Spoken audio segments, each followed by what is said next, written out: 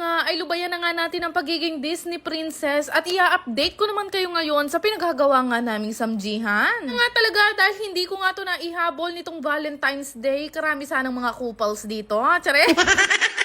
Kung mapapansin nyo nga, maayos na nga ang ceiling at kulay itim na nga. At sabi ko nga sa inyo, konting push na lang to ay magbubukas na nga kami. Alas kumpleto na rin kasi lahat ng mga gamit namin. Ipapasok at hihintahin na lang talaga namin itong matapos. Hindi na rin yung mga chairs and table namin. Dumating na rin yung mga appliances na hinihintay namin. At syempre yung mga aircon. Tungan nandito kami ay dumating naman itong maglalagay ng glass namin. Kaya ngayong araw na rin namin to papakabitan. Pero kung mapapansin nyo nga, hindi pa nga nare-renovate itong nasa harapan dahil hindi pa nga kami tapos dito sa loob. Actually guys, sobrang excited na nga ako dito sa pinagagawa namin dahil ilang buwan na rin namin itong inaasikaso yung dalawa ni Bebo. Dahil malapit na nga matapos itong samjihan namin, naisip na agad namin na mag-hire ng tao para makapag-training na din sila. Kaya naman habang gumagawa nga sila kuya dito, ay iniwan ko nga muna sila at dumiretso ako dito sa office namin. Dahil parating na nga yung mga i-interviewin namin ngayong araw. Marami-rami nga rin to i-interviewin namin ngayon, pero sabi ko nga kay Bebo, siya na lang ang mag-interview dahil meron pa akong aasikasuhin. O kasi ang mag-i-interview sa inyo, Diyos ko, puro kalokohan ang matututunan nyo. Chares!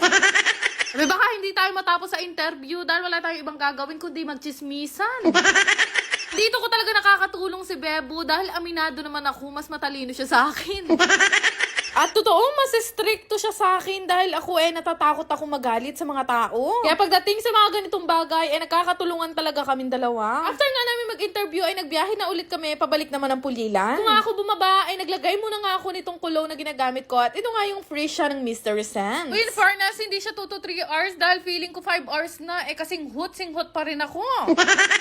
Bali, i-shake nyo lang siya bago gamitin at napakabango niyan, fruity na floral, ganoon. Baba ko nga, ay Diyos ko, wala na liwanag, inabutan na naman ang Disney princess nyo ng gabi sa lansangan. Naksyota.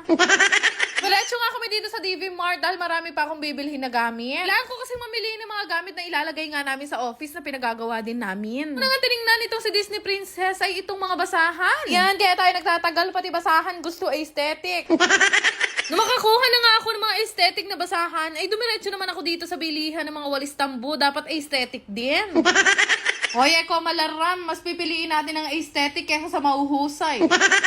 After nga noon, ay buti na alala ko, wala nga pala kaming basurahan doon. Bumili na ako yung medyo malaki dahil panigurado ay magagamit namin to. Actually, nung mga time nga na to, nag-a-announce na nga itong DV Mart na ilang minuto na lang ay magsasara na nga daw sila. Wag! Kaya naman ayan, hala, nataranta na ang Disney princess, hindi na alam kung saan pupunta. Sige, hanap lang ng hanap kung ano pa ang pwedeng damputin at saka ako na lang naaalala na mayroon naman pala akong listahan. Naksyuta. Buti na talaga ay nadaan nga ako dito sa mga section ng mga photo frame. Sobrang plain kasi ng office namin at talaga namang hindi ka marirelax kapag andun ka. Dahil meron pa naman ako 10 minuto. Hanap nga ako ng mga photo frame na pwede ko nga ipan-display. At syempre yung mga pinili ko, yung mga motivational na photo frame na kapag binasa mo, maiisip mo yung mga kasalanan pinaggagawa mo sa buhay. Chares! Feeling ko namang wala na ako nakaligtaan sa mga nilista ko kanina. Kaya naman ayan, dali-dali na nga akong bumaba. Diyos ko, mahirap na baka makulungan Disney princess dito. At syempre dahil Disney princess nga ako, hindi ako ang magbabayad. Ako nga siya magbayad, binasa niya pa nga itong nasa photo frame ko, di ba? Naalala niya yung ginawa niya sa akin noong January 3, 5 p.m. Naksyota. Nga namin mamili, ay bumiyahe na ulit kami, pauwi na ng bahay. Siyempre, mamahinga naman tayo. Uwi ko nga, ay dumiretso na agad ako sa CR para magbiis na ng pantulog at naghilamos na rin ako. At dahil nagpapalakas nga tayo sa beauty derma, share ko na rin ulit sa inyo itong skincare routine ko at yung araw-araw ko nga ginagamit. Ito nga pala yung Beauty Derm na regular set at ganyan karami talaga yung cream na nilalagay ko nga sa mukha ko bago matulog. Ito nga yung kasama sa regular set na ginagamit ko tuwing gabi. Guys, para sa akin, sobrang laking investment din ang pagkakaroon ng tamang skincare. Ngayon kasi sa sobrang dami naglabasang mga skincare na kung kani-kanino, hindi na talaga ako nagbe-base sa presyo lang. Importante sa akin na kahit medyo price ito, yung ingredients naman na ginamit, makakatulong talaga sa atin. Alam niyo ba guys, noong una kong ginamit ang Beauty Derm, hindi ko naman kilala kung sino yung CEO niyan. Talagang ginamit ko lang dahil may nag-recommend lang sa akin at naawa nga siya sa kalagayan ng mukha ko. Hirap na hirap talaga ako noon dahil kailangan ko talaga mag-makeup ng bonggang-bongga dahil napakarami kong antigidin. Hindi nga ito sponsor sa mga nagtatanong, pero Beauty Derm baka naman. Charet! Pwede nyo ring itry nang malaman nyo nagsasabi ako ng totoo. Libreng sakal sa akin kapag hindi kayo napaganda.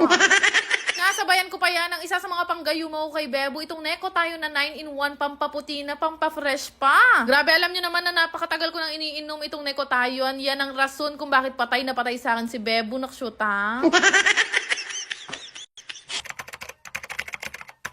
Bago nyo i-skip tong video, gusto ko lang ipakita sa inyo itong nilalaro kong Aurora game. Para mag-register, ilagay nyo lang ang inyong mga phone number, gumawa ng sariling password at i-confirm. Ganun lang kadali, meron na nga kayong account dito sa Aurora game at napakadami nyong pwedeng pagpili ang laro dito. Pero syempre, bago ang lahat, kakailanganin nyo muna mag-cash in. Sobrang dali lang naman mag-cash in guys, sundin nyo lang lahat ng instruction nila and after that, pwede na nga kayong maglaro. Madalas ko nga laruin dito itong Dragon and Tiger na sobrang dali lang din manalo. Bebet ka lang naman dyan kung magkano yung gusto mong ibet. Tapos meron din silang color game gaya nito. For sure naman, alam nyo na kung ano yung mechanics nito. Kagaya lang din sa perya. Pero dito, syempre, hindi mo nakakailanganin lumabas. Easy play, easy win nga lang dito sa Aurora game. Kaya subukan nyo na ring laruin. Pero paalala lang, ang Aurora game po ay para lamang sa mga matatanda at hindi ko po inire-recommend sa mga bata. Kaya mag-download na kayo gamit ang link na makikita nyo sa comment section. Yan lang naman. Salamat!